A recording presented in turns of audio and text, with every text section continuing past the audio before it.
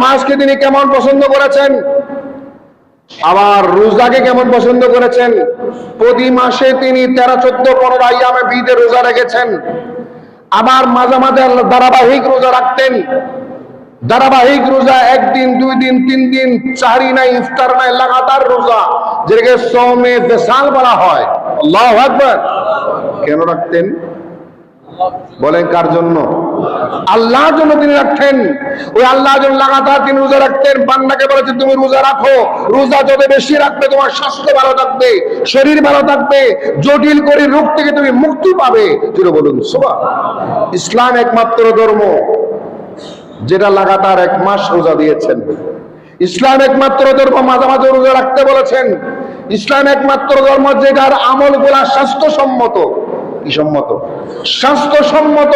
ওই আমলগুলো আমরা বরাবর করি না বিদায় আমরা রোগাক্রান্ত হয়ে যাই, অসুস্থ হয়ে যাই, সমস্যার মধ্যে পড়ে যাই, জটিল করে রোগী হয়ে যাই আমরা নিজেদের কর্মের কারণে। অথচ আল্লাহ পাক তার জন্য প্রতিষেধক দান করেছেন, ওটা আমরা ফলো করি না। এই জন্য আমরা কষ্ট করি, সমস্যায় পড়ি, মুসিবতে পড়ি। জুড়ে বলুন নাউযুবিল্লাহ। নবীজির দান সদকা কেমন ছিল জানেন? হযরত আবু হুরায়রা রাদিয়াল্লাহু তাআলা বলছেন, একদিন আমরা আসরের নামাজ পড়লাম নবীজির পিছনে। সুবহানাল্লাহ। আসরের নামাজ পড়ে অনেক সময় নবীজি আমাদের সাথে বসতেন, কিছুক্ষণ ওয়াজ নসিহত করতেন। ওদিন দেখলাম সালাম ফিরানোর সাথে সাথে তিনি হুজরা শরীফে চলে গেলেন।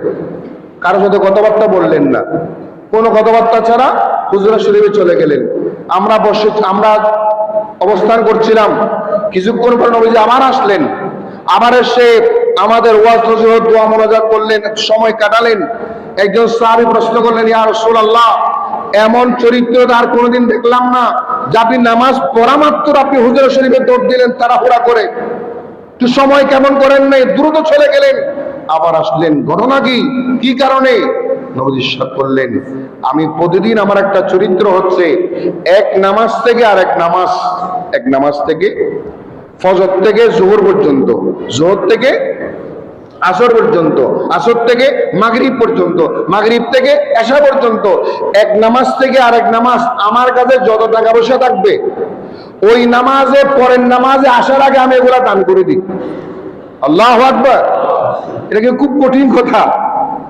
এটা অনেক কঠিন। আমাদের আমল করা তো অনেক দূরে, শুনতেও কঠিন লাগে, ঠিক না? শুনতেও কঠিন লাগে যে এক নামাজ থেকে আরেক নামাজ আমার পকেটে যা থাকবে আমি দান করে দেবো। পরের নামাজ থেকে আমি চিন্তা করবো আল্লাহ আমাকে দিবে, ওই ভরসা, ওই তাওয়াক্কুল। কত শ্রেষ্ঠ